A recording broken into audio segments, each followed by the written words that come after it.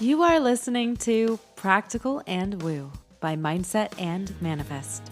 My name is Eden, and I invite you to embark on a journey with me to explore the practical and spiritual edges of the unknown for the purpose of allowing you to embody and empower yourself uniquely as you are and to intentionally create and live a life of freedom and fulfillment.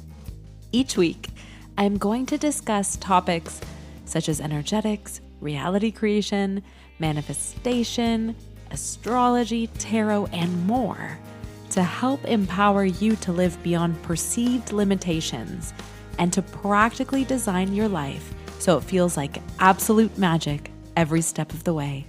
Let's dive in.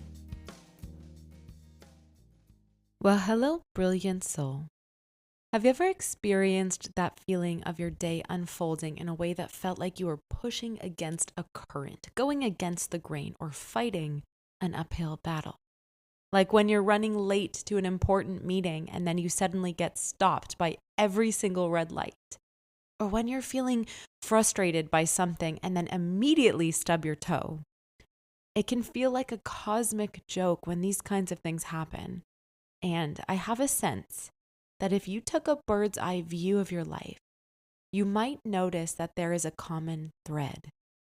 I am going to call this thread the persistence of resistance. When we fight or force against our circumstances, when we push too hard, we often create more of what we're not wanting. But when we lean into the natural unfolding of events, things have this way of coming together, as if by magic. In the essence of this, renowned psychotherapist Carl Jung always aptly says, "What we resist persists." If you've ever found yourself locked in a battle with something, whether it be a difficult emotion, a challenging situation, or a personal setback, you may have experienced the weight of this principle firsthand. And yet, it's so often the case that we have the habit of resisting the challenges of our lives, thinking that it's the surefire way to get out of a bind. On the surface, resisting something you don't like or don't want in your life most definitely seems like the logical choice, doesn't it? An employment of this natural instinct to push back against things that are unpleasant, challenging, or outside of our control. So, why does it actually paradoxically reinforce the exact things we're hoping to avoid? Resistance is typically driven by fear. Fear of discomfort, fear of failure, fear of loss, the fear of being out of control. We resist because we want to avoid experiencing pain or discomfort. We resist because we want to maintain control over our lives and our circumstances. We resist because we're attached to outcomes and we think that pushing against what's happening will somehow shift the situation to our favor. But here's the catch. Resisting something that's already happening only makes it stronger. Think of quicksand. It's also like trying to swim against a current. The more you fight it, the more exhausted and entangled you become, the harder it is to move forward. The very act of resisting a current or quicksand pulls you further away from your desired destination. Instead of feeling empowered, you feel trapped by the force you're trying to push against. Take, for example, when you're experiencing an emotion and don't want to feel that emotion, like sadness or anger or frustration. Your instinct might be to suppress or fight that emotion, to push it down, to send it away. You think, I don't want to feel this way. I need to make this go away. But the more you try to push those emotions down, the stronger they tend to become. They don't just vanish. They often resurface in the most unexpected ways, sometimes intensifying or manifesting as physical symptoms, as irritability, or even more intense emotional outbursts, and often at the worst times. In a way, resistance creates duality. It's creating a battle within ourselves. We create an inner conflict, and this conflict drains our energy.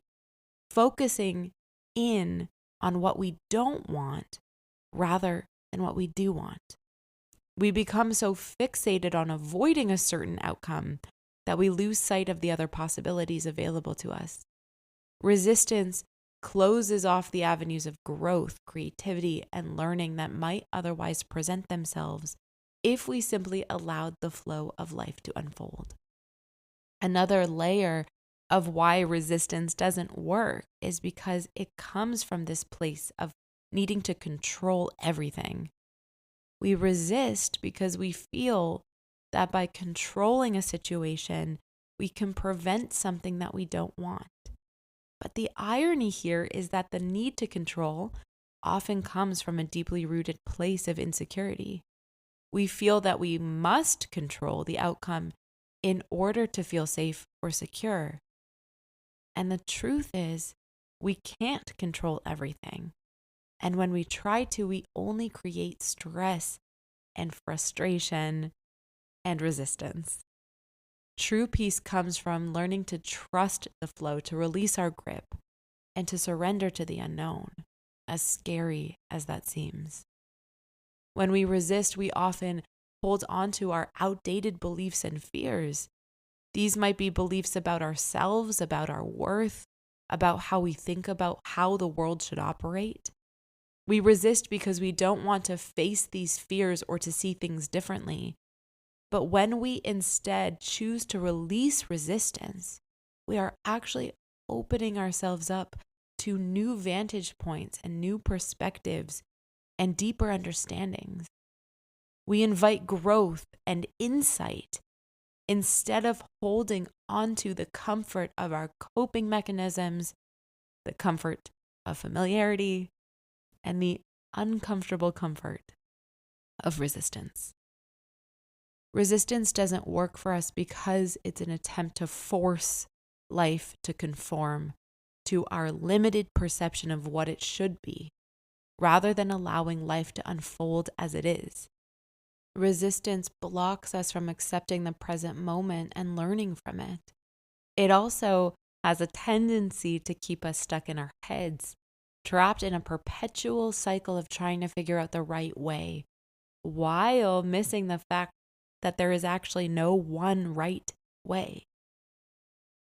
So what can we do instead? What can you do instead? The antidote to resistance is found in allowing, accepting, and surrendering.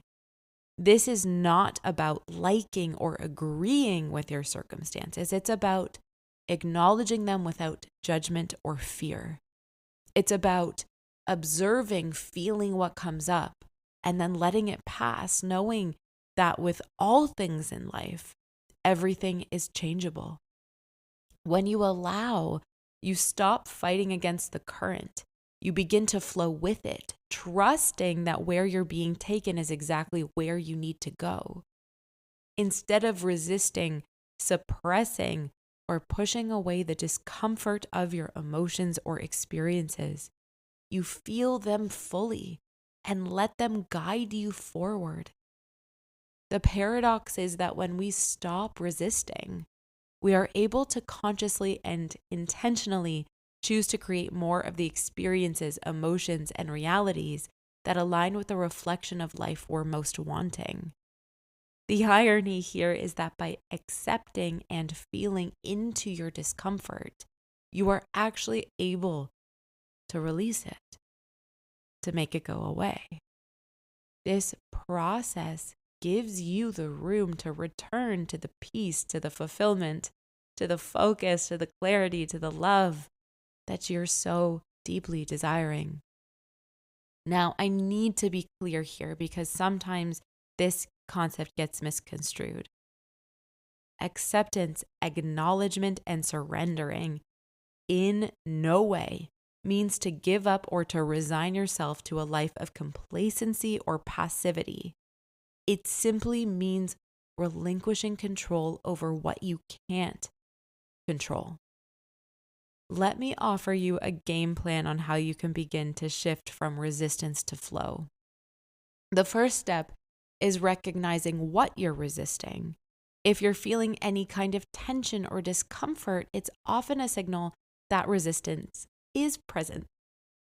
Here, you can pause and ask yourself, what is it that I'm resisting right now? Is this a difficult emotion, a challenging situation, or an outcome that I didn't want? Simply bringing awareness is a powerful first step. Instead of immediately trying to push away your feelings, allow yourself to experience them. Feel the sadness, feel the frustration or the anger. Let the emotions be there without judging them or criticizing them. Just notice them and allow yourself to be present with them. Recognize that you cannot control the nitty-gritty minutia unfolding of every single situation, person, or outcome. Sometimes the most powerful thing you can do is to let go and trust the process of life's unfolding. Instead of dwelling on negative aspects of a situation, focus on what you can learn from it. Ask yourself, what is this experience trying to teach me? Or how can I grow from this? By shifting your focus from what's wrong to what's possible, you align yourself with a more expansive and empowering perspective. And from there, you can go forward with these newfound tools and awareness.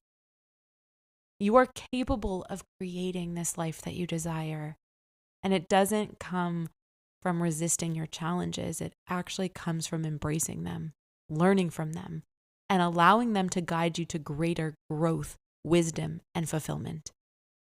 So remember, next time resistance arises within you, rather than fighting against it, trying to make it go away, putting up a wall and a barrier and say, don't look at me, don't come here. Instead, take a deep breath. Release the tension in your body. Sit with yourself. Learn what you're being asked to learn. And trust that the flow will guide you exactly where you need to go. You don't need to fight your way through life. Let go, enjoy the ride, and watch how beautifully it unfolds. You'd be surprised to learn the fun, the pleasure, and bliss that comes from allowing yourself to go with the flow. And the only way to discover this is to playfully and curiously explore this landscape for yourself. So what are you waiting for? Until next time.